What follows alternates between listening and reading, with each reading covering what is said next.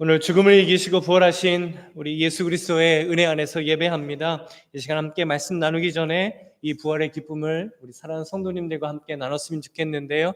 우리 옆에 계신 분들 또 멀리 계시지만 우리 서로 눈빛을 마주치시면서 이렇게 기쁘게 우리 부활의 인사를 좀 나누면 좋겠습니다. 이렇게 인사 나누죠. 할렐루야, 예수님이 부활하셨습니다. 할렐루야, 예수님이 부활하셨습니다. 아멘. 얼마 전 저의 눈길을 사로잡는 책 한 권이 있었는데요. 이 책의 제목이 H마트에서 울다라는 책입니다. 제목을 보는 순간 왜 H마트에서 운다고 했을까라는 궁금증이 좀 생겼어요. 왜냐하면 우리는 H마트 가면 기분이 좀 어떻죠? 이렇게 내가 좋아하는 한국 음식, 한국 띵들을 살 수 있다라는 그런 생각 때문에 조금 들뜨고 기분이 좋아집니다. 그런데 이 작가는 H마트에서 운다라는 것이죠. 이 책의 저자는 미셸 자우너라는 사람인데 한국인 어머니와 미국인 아버지에서 태어난 이민 2세입니다. 어머니가 돌아가시고 난 후에 이 작가는 어머니와 함께 보냈던 생활들을 기억하면서 이 책을 기록하게 됐죠. 그리고 이 책은 이렇게 시작이 됩니다. 나는 H마트에만 가면 운다. 이제 전화를 걸어 우리가 사 먹던 김이 어디 거였냐고 물어볼 사람도 없는데. 굳이 설명을 드리지 않아도 이민사회를 살아가는 우리들에겐 참 공감이 되는 말입니다. H마트라는 특정한 장소에 가며 울음이 났던 이유는 바로 어머니 때문이었던 것이죠. 책을 읽는 동안에 특별히 저에게 참 감동으로 다가왔던 한 문장이 있었어요. 괜찮아, 괜찮아. 엄마가 말했다. 내게 너무도 익숙한 한국말, 내가 평생 들어온 그 다정한 속삭임. 이 작가분이 한국말을 잘하지는 못하더라고요. 하지만 깊이 새겨진 어머니의 말은 딸을 위해 언제나 해주시던 괜찮아, 괜찮아 라는 말이었던 것입니다. 이 작가에게 H마트는 어머니의 사랑이 있는 장소가 되었습니다. 오늘 본문에 보면 이 책의 저자처럼 특정한 장소에서 울고 있는 한 여인이 등장을 합니다. 이 여인의 이름은 막달라 마리아인데요. 오늘 본문 11절을 보시면 마리아는 무덤 밖에 서서 울고 있더니 울면서 구부려 무덤 안을 들여다보니 이 11절에는 그냥 마리아라고 나오지만 18절 말씀에 보면 막달라 마리아라고 나오죠. 그러면 우리는 먼저 막달라 마리아라는 이 여인이 누구인가를 살펴볼 필요가 있습니다. 이 여인과 예수님의 첫 만남은 누가복음 8장에 나옵니다. 예수님께서 당시 마을을 돌아다니시면서 복음을 전하시고 하나님의 나라에 대한 말씀을 전하시게 됐죠. 그때 예수님과 12 제자들을 곁에서 도와주던 여인들이 있었습니다. 누가복음 8장 2절과 3절에 보면 또한 악기를 쫓아내신과 병고침을 받은 어떤 여자들 곧 7 귀신이 나간 자 막달라인이라 하는 마리아와 헤롯의 청지기 구사의 아내 요한나와 수산나와 다른 여러 여자가 함께하여 자기들의 소유로 그들을 섬기더라. 그러니까 막달라 지역에 살고 있었던 마리아라는 여인이 있었는데 7 귀신이 들렸다라고 합니다. 성경에서 7이라는 것은 완전함을 뜻하는 그런 상징적인 숫자인데요. 그러니까 그녀 안에 귀신의 세력이 너무 완전해서 그녀의 삶을 완전히 망가뜨리고 피폐하게 만들었다라는 겁니다. 그런데 예수님께서 그녀 안에 있던 7 귀신을 모두 쫓아내시고 그녀를 진정으로 자유하도록 하신 것이죠. 그 이후로 막달라 마리아는 예수님을 믿었을 뿐만 아니라 예수님과 제자들을 섬겨주고 도와주는 사역의 삶을 살아가게 됩니다. 그리고 이 막달라 마리아가 다시 등장하는 아주 중요한 순간이 있습니다. 예수님을 만난 이후에 그녀가 어떤 믿음을 가지고 어떤 삶을 살았는가를 우리가 알 수 있는 대목인데요. 요한복음 19장 25절에 보면 예수의 십자가 곁에는 그 어머니와 이모와 글로바의 아내 마리아와 막달라 마리아가 섰는지라. 예수님께서 십자가에서 달리신 그 십자가 곁에 막달라 마리아가 있었습니다. 당시 예수님의 십자가 곁이란 어떤 자리였을까요? 제자들도 두려워서 모두 도망친 자리였습니다. 당시 그 자리를 지킨다라는 것은 십자가에 달린 그 죄수와 동일한 취급을 받을 수 있는 자리였습니다. 그러나 막달라 마리아는 그 예수님의 십자가 곁을, 그 자리를 지킨 여인이었던 것이죠. 그래서 어떤 상황과 환경 속에서도 예수님을 따를 수 있었던 믿음을 가졌던 여인이 바로 막달라 마리아였습니다. 그렇다면 지금 막달라 마리아가 무덤 밖에서 왜 이렇게 울고 있는 것일까요? 성경에 보면 안식 후 첫날, 그러니까 예수님께서 돌아가신 지 3일째가 되는 주일 새벽에 예수님의 무덤을 찾았던 여인들이 있었습니다. 야고보의 어머니인 마리아와 살로메와 막달라 마리아입니다. 그녀들이 예수님의 무덤을 가니까 예수님의 그 무덤이 비어있다는 것을 목격하게 되죠. 그리고 깜짝 놀라서 곧장 제자들에게 달려와서 큰일 났어요, 예수님의 무덤이 비었어요 라는 긴박한 소식을 전해주게 됩니다. 이 소식을 듣고 베드로와 요한이 한 걸음에 달려오게 되죠. 그리고 그 빈 무덤을 확인하게 됩니다. 그리고 그 이후의 상황이 이렇게 나와요. 10절 말씀에 보면 이에 두 제자가 자기들의 집으로 돌아가니라. 베드로와 요한은 예수님의 빈 무덤을 보고 자기 집으로 돌아갔습니다. 그리고 바로 이어서 나오는 11절을 보면 마리아가 무덤 밖에 서서 울고 있는 장면이 나오죠. 그러니까 베드로와 요한은 무덤을 보고 집으로 돌아갔지만 막달라 마리아 혼자 남아 그 빈 무덤 앞에서 계속 울고 있었다라는 겁니다. 그녀의 눈물은요, 그냥 조용히 흐르는 눈물이 아니었습니다. 이 11절에 나오는 울고라는 원어적인 뜻을 보면 대성통곡하다라는 뜻입니다. 아무도 없는 그 무덤 앞에서 홀로 목소리가 터져라 눈물을 펑펑 쏟으며 울고 있는 게 막달라 마리아였던 것이죠. 그녀가 이토록 계속해서 울었던 이유가 13절에 분명히 나옵니다. 천사들이 이르되 여자여 어찌하여 우느냐, 이르되 사람들이 내 주님을 옮겨다가 어디 두었는지 내가 알지 못함이니이다. 지금 막달라 마리아는 예수님이 부활하셨다라고 생각하지 않아요. 사람들이 예수님의 시신을 어디론가 옮겼다라고 생각을 합니다. 그래서 단지 예수님의 시신을 잃어버렸다라는 그 슬픔에 빠져서 대성통곡을 하고 있는 게 막달라 마리아였던 것이죠.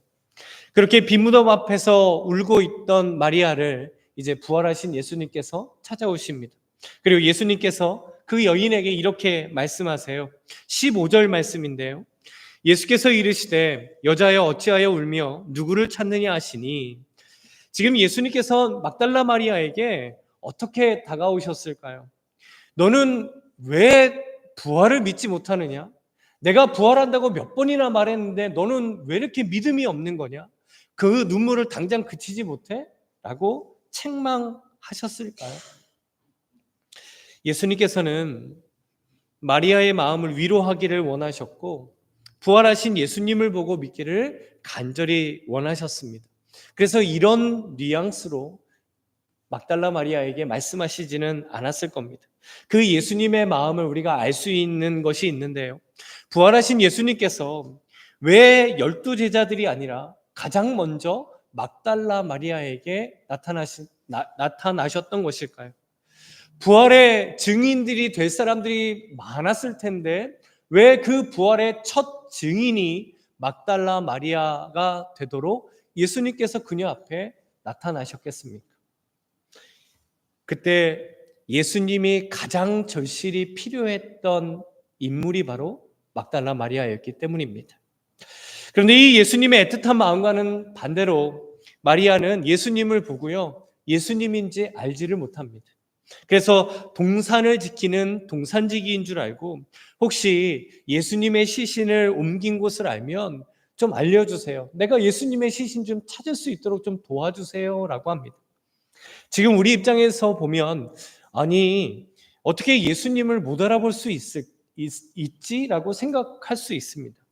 그런데 마리아가 마지막으로 본 예수님의 얼굴은 3일 전에 십자가에서 달리신 예수님의 얼굴이었습니다. 그 고난과 채찍과 고통을 당하셨던 그 괴로움이 있는 얼굴을 이 마리아가 마지막으로 본 것이죠. 그런데 지금 예수님께서는 가장 영광스럽고 가장 아름다운 모습으로 부활하셨습니다. 안 그래도 부활을 믿지 못했던 마리아가 그 예수님을 보았을 때 예수님이라고 전혀 알 수가 없었던 것이죠. 그러나 그때 예수님께서 이 막달라 마리아에게 있었던 모든 슬픔과 눈물과 의심을 사라지게 하십니다. 어떻게 사라지게 하셨을까요? 우리 16절 말씀을 다시 한번 읽어보도록 하겠습니다. 함께 읽죠. 예수께서 마리아야 하시거늘 마리아가 돌이켜 히브리 말로 라보니 하니 이는 선생님이라 하는 말이니라. 아멘. 예수님께서는 아무 말씀도 하지 않으시고 그녀의 이름을 부르세요. 마리아야 라고 부르십니다. 그때 예수님께서 그녀의 이름을 어떻게 부르셨을까요? 한번 생각을 해보았습니다. 우리가 누군가의 이름을 부를 때에도, 똑같은 이름을 부를 때에도 억양이나 소리나 그 이름을 말하는 표정에 따라서 그 뉘앙스가 달라지잖아요. 예를 들면 제가 이제 막내 이름을 부를 때 지은아, 지은 지금 졸고 있다가 깜짝 놀랐네. 지은아 이렇게 다정하게 부르는 거랑 박지은 이렇게 부르는 거랑 이름을 똑같이 불러도 다른 거죠. 그리고 제 아내를 부를 때도 여보라고 부를 때랑 여보라고 짧고 간결하게 부를 때랑 절대 하지 말아야 될 것 중에 하나가 또 한숨을 먼저 쉬고 이름을 부르는 거죠. 아씨 여보 이제 이런 식으로 부르면 뭔가 something이 있는 거잖아요. 그렇죠? 완전 다릅니다.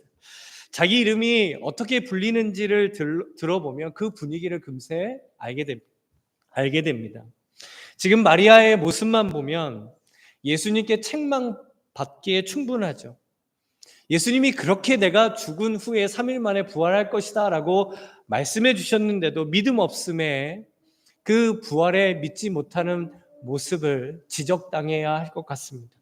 하지만 예수님께서는 그 울고 있는 마리아를 찾아오셔서 너무나 따뜻하고 사랑스럽게 그녀의 이름을 마리아야라고 불러주십니다. 예수님께서 자신의 이름을 부르셨을 때 마리아가 처음으로 어떤 생각이 들었을까요? 아니 이 사람이 누군데 내 이름을 알지?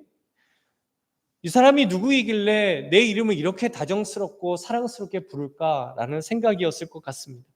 그런데 마리아는 그 예수님의 자신의 이름을 부르는 음성을 듣자마자 예수님이라는 것을 알게 되죠. 이제 마리아는 자신 앞에 계신 분이 부활하신 예수님이라는 것을 진심으로 믿게 되었습니다. 자신의 이름을 부르시는 예수님의 그 음성을 듣고 마리아는 예수님의 부활을 완전히 믿게 된 것이죠. 그러니 더 이상 동산지기를 찾을 필요가 없었습니다. 더 이상 그 빈 무덤 앞에서 눈물을 흘리며 슬퍼할 이유가 없었던 것이죠. 왜냐하면 부활의 예수님이 그녀를 찾아오셨기 때문입니다. 이렇게 예수님께서 마리아야라고 이름을 부르신 이유가 있어요. 부활을 믿지 못하고 슬픔에 빠져 있는 그 마리아를 위로하시고 회복시켜 주시기 위해서였습니다. 그리고 예수님을 보고도 알아채지 못하는 그 마리아가 이제는 예수님을 온전히 바라보고 그 예수님을 위해 살 수 있도록 예수님께서는 그녀를 세우시기 원하셨기 때문입니다. 마치 부활하신 후에 깊은 죄책감에 고기를 잡고 있던 베드로를 찾아가셔서 요한의 아들 시모나라고 그의 이름을 불러주신 것과 같은 것이죠. 주님 안에 사랑하는 성도 여러분, 지금도 부활하신 예수님께서 우리의 이름을 부르시고 계십니다. 왜냐하면 예수님만이 우리의 선한 목자가 되시고 이 세상에서 부활의 소망을 가지고 부활의 능력을 가지고 우리가 살아가도록 우리들의 이름을 불러주시는 것이죠. 실제로 중동 지역에서 이 목자와 양의 모습을 찍은 한 영상이 있는데요. 우리 안에 있는 양들이 이렇게 풀을 먹고 있었어요. 그런데 관광객들이 와서 그 양들을 불러봅니다. 각자 자신의 소리로 이제 부르는데 양들이 꿈쩍을 하지 않아요. 그래서 어떤 관광객이 자기가 들었던 그 목자의 소리를 흉내내서 부릅니다. 그런데 이 양들이 꿈쩍을 하지 않는 거죠. 그런데 마지막에 이제 그 양들의 목자가 그 우리 앞에 서서 그 양들을 부르는 소리를 내니까 양들이 풀을 먹다가 멈추고 고개를 번쩍 드는 거예요. 그리고 이 목자가 계속해서 소리를 내니까 갑자기 양들이 그 목자에게 이렇게 다가오는 것입니다. 참 신기하게 보였어요.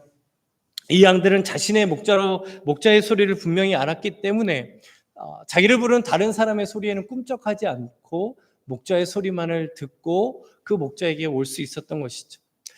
약간 지금 성도님들의 표정이 내가 보지 않으면 믿지 못하겠어라는 표정이신 것 같아서 그 영상을 한번 잠깐 보도록 하겠습니다.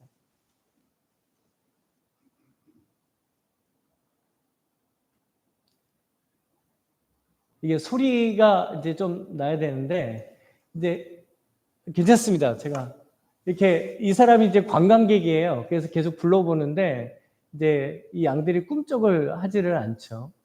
또 다른 사람이 이제 불러봅니다. 이제 이 애도 이제 이렇게 흉내를 내면서 이렇게 불러보는 거예요.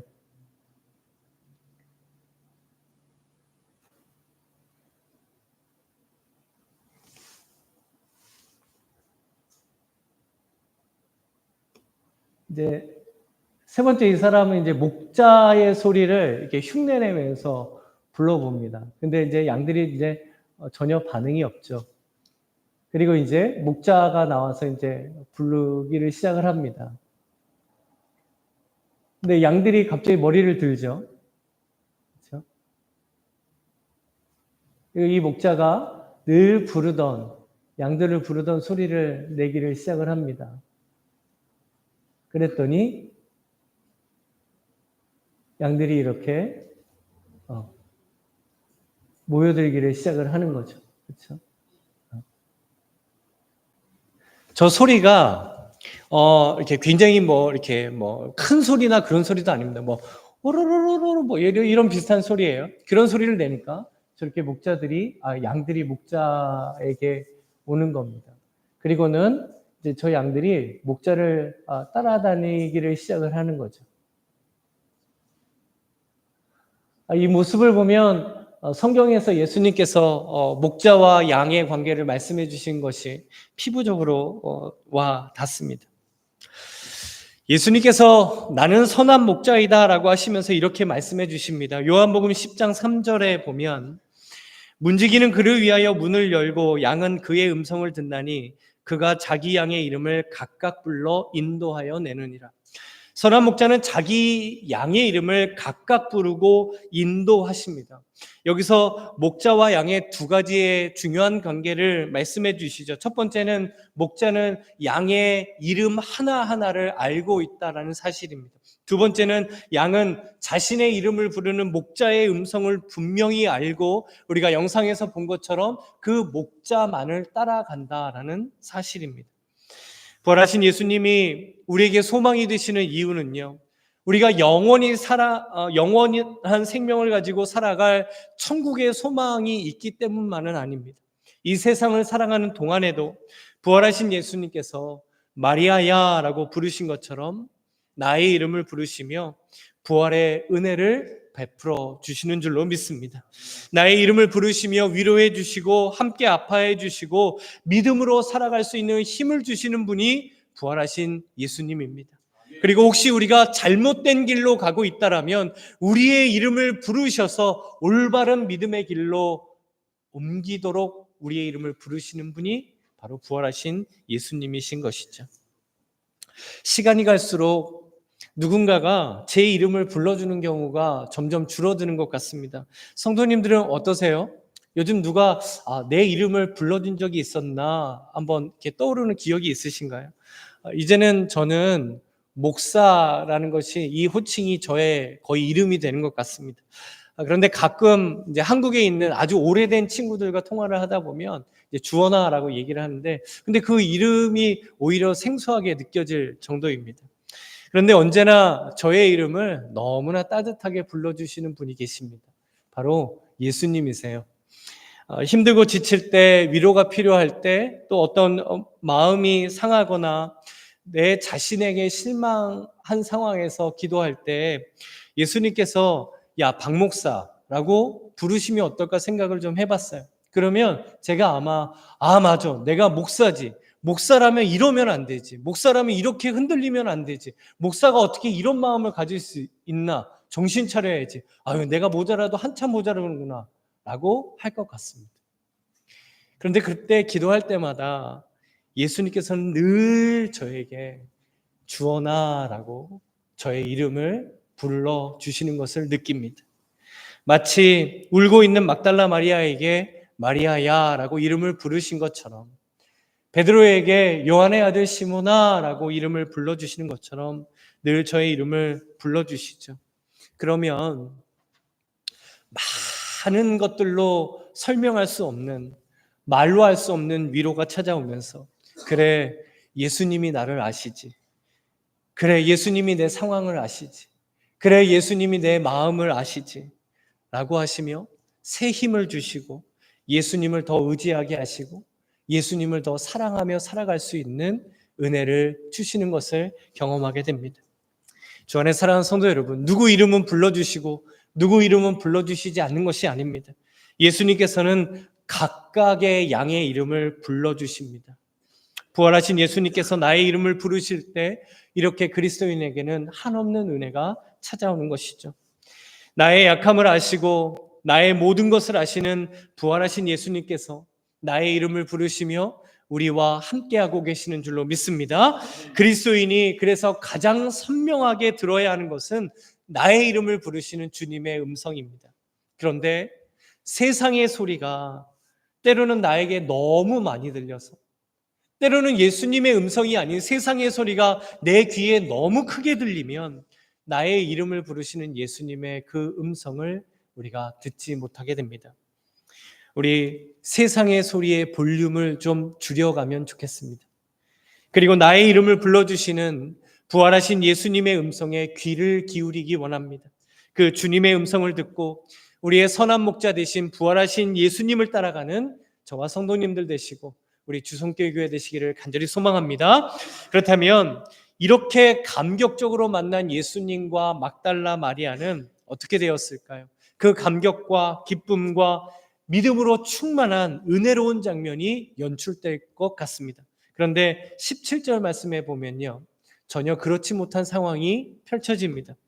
17절을 보시면 예수께서 이르시되 나를 붙들지 말라, 내가 아직 아버지께로 올라가지 아니하였노라 라고 하십니다. 지금 예수님께서 마리아에게 마리아야 나를 붙들지 말라라고 하십니다. 이게 도대체 어떻게 된 상황일까요? 예수님이 왜 갑자기 마리아에게 이런 말씀을 하신 것이겠습니까? 내가 아직 아버지께로 올라가지 않았다라고 하십니다. 이 예수님의 말씀의 의미가 무엇일까요? 예수님은 부활하신 후에 40일 동안 이 땅에 머무신 후에 하늘로 승천하셨습니다. 그래서 예수님께서는 육신을 지닌 채로 이 땅에 머물기는 하셨지만 계속해서 이 땅에서 머물 수는 없으셨던 것이죠. 그런데 예수님이 계속해서 이 땅에 머무셨으면 좋겠다라고 생각하며 그 예수님을 붙들려고 하는 마리아의 마음을 예수님께서는 아셨던 것이죠. 그리고 마리아가 중요한 부활의 메시지를 전하며 살도록 해주셨습니다. 그 부활의 메시지가 무엇이냐면 17절에 나오는데요, 내가 내 아버지 곧 너희 아버지 내 하나님 곧 너희 하나님께로 올라간다 였습니다. 예수님의 아버지는 하나님이신데 그 하나님이 우리의 아버지가 되시는 것이 바로 부활입니다. 예수님의 하나님이신데 그 하나님이 우리의 아버지, 우리 하나님이 되도록 하신 것이 바로 부활이라는 것이죠. 왜냐하면 예수님께서 우리의 모든 죄를 십자가에서 감당하셔서 하나님께서 예수님을 통해 우리를 구원해 주셨기 때문입니다. 그래서 예수님의 부활은 우리가 하나님께 죄를 용서함 받았고 우리가 하나님의 자녀가 되어 구원받았다라는 가장 분명한 증거가 되는 것이죠. 그래서 예수님을 믿는다는 것은요, 예수님의 대속의 십자가를 믿는 것이고 예수님의 부활을 믿는 것입니다. 이제 여기서 우리가 함께 살펴보고 싶은 한 단어가 있는데요, 이 붙들지 말라라는 단어입니다. 이 단어의 형태를 보면 지금 하고 있는 일을 중단시키는 것을 나타냅니다. 그러니까 마리아가 예수님이라는 것을 알고 예수님을 지금 붙들고 있었던 것이죠. 그리고 이 붙들다라는 원어적인 단어의 뜻을 보면 그냥 손으로 어떤 신체의 한 부분을 붙잡고 있는 그런 상황을 묘사하는 단어가 아닙니다. 서로 떨어지지 않도록 서로 꽉 껴안은 상태를 나타내는 단어가 붙들다라는 단어입니다. 너무나 절실히 예수님이 필요했던 마리아가 예수님을 다시 만났을 때 온 힘을 다해 그 예수님을 붙들고 있었던 것이죠. 그렇다면 이 마리아가 왜 이렇게 예수님을 붙들었을까요? 예수님을 더 이상 놓치지 않고 싶었기 때문입니다. 예수님과 떨어지지 않고 싶었기 때문이죠. 마리아는 너무나도 간절하게 예수님과 더 가까이 예수님과 함께하고 싶었기 때문입니다. 제가 아내와 연애를 할 때 지금 생각해 보면 약간 얼굴이 이렇게 화끈거리고 부끄러운 장면들이 이렇게 있어요. 그 중에 한 장면인데, 이제 아내랑 연애를 할 때 아내가 이제 명절이 되면 이제 처갓집으로 내려갑니다. 이게 처갓집이 섬이기 때문에 버스를 타고 배를 타고 이렇게 가요. 그러면 제가 이제 강남터미널에서 이렇게 배웅을 합니다. 그러면 고작 떨어져 있어봤자 한두 주 정도 떨어지는 건데요. 그게 뭐라고 강남터미널 가는 순간 내내 다른 때보다 더 이렇게 손도 꼭 붙잡고 이렇게 가까이 있습니다. 그리고 이제 딱 고속버스를 타면 일부러 또 창가 쪽에 앉아요. 더 오래 보려고. 그러면 저는 또 그 창가에 딱 붙어가지고 그 얼굴을 이렇게 봅니다. 그러면 아내는 빨리 들어가라고 막 하는데 저는 또 됐다고 난 여기 있겠다고 또 이렇게 합니다. 그러면 버스가 이렇게 또 가잖아요. 그러면 그 버스가 사라질 때까지 저는 보지도 않는데 막 손을 흔들고 막 이래요. 그러니까 지금 생각해 보면 내가 제정신이 아니었나 봐. 막 이제 이런 생각이 드는 장면이죠. 근데 왜 이렇게 했을까요? 사랑하면 떨어지고 싶지 않기 때문입니다. 주님 안에 사랑하는 성도 여러분, 지금 우리에게 이렇게 예수님을 꽉 붙잡고 내가 예수님과 조금이라도 더 가까이 있고 싶어서 내가 예수님과 조금이라도 더 함께하고 싶은 이 마리아의 마음이 지금 우리에게 있겠습니까? 정말 예수님과 꼭 붙어 있고 싶어서 옷자락을 놓치고 싶지 않은 그 간절함이 우리에게 있을까요? 예수님을 사랑하면 사랑할수록 우리는 예수님과 떨어지기가 싫어집니다. 하지만 예수님과 나의 사랑에 뭔가 문제가 생긴다면 우리는 예수님과 멀어질 수밖에 없는 것이죠. 우리도 부활하신 예수님을 만난 마리아처럼 예수님과 조금이라도 가까이 있기를 원하는 그런 그리스도인 되기를 간절히 소망합니다. 주 안에 사랑하는 성도 여러분, 이제 마지막으로 부활의 예수님을 믿는 그리스도인이 가져야 할 신앙 고백이 있습니다. 우리 함께 18절 말씀을 읽어보면 좋겠는데요. 우리 함께 읽어보죠. 막달라 마리아가 가서 제자들에게 내가 주를 보았다 하고 또 주께서 자기에게 이렇게 말씀하셨다 이르니라. 아멘. 막달라 마리아의 신앙 고백은 내가 주를 보았다입니다. 내가 부활하신 예수 그리스도를 보았다라는 것은 예수님의 부활을 믿는 것이고 나도 예수님처럼 부활할 것이다라는 것을 믿는 것입니다. 그래서 나는 주를 보았다의 신앙을 가진 그리스도인은 부활하신 예수님을 진심으로 믿고 사는 성도로 살아가는 것이죠. 내가 주를 본 것도 같고 안 본 것도 같네요. 누가 그러는데 부활하신 예수님을 보았다고 그러더라고요가 아닙니다. 내가 주를 보았다라는 것이죠. 오늘 부활주일 예배를 통해 이 막달라 마리아의 신앙 고백이 저와 성도님들의 신앙 고백이 되기를 간절히 소망합니다. 내가 주를 보았다. 내가 부활하신 예수 그리스도를 내 삶 속에서 보았다. 내가 부활하신 예수 그리스도를 우리 가정에서 보았다. 내가 부활하신 예수 그리스도를 나의 일터에서 보았다. 우리가 부활하신 예수 그리스도를 우리 신앙 공동체인 주손길 교회에서 보았다. 이 신앙 고백이 오늘 저와 성도님들의 신앙 고백이 되기를 간절히 소망합니다. 그래서 이 부활의 신앙을 가지고 살아가기 원합니다. 나와 영원토록 함께 하시는 이 예수님을 통해 부활의 기쁨과 부활의 능력과 부활의 소망을 가지고 무엇보다 우리를 이 땅에서 성도로 살게 하시는 부활하신 예수님께서 주시는 크신 은혜가 충만하시기를 이 시간 주님의 이름으로 간절히 축원합니다. 아멘.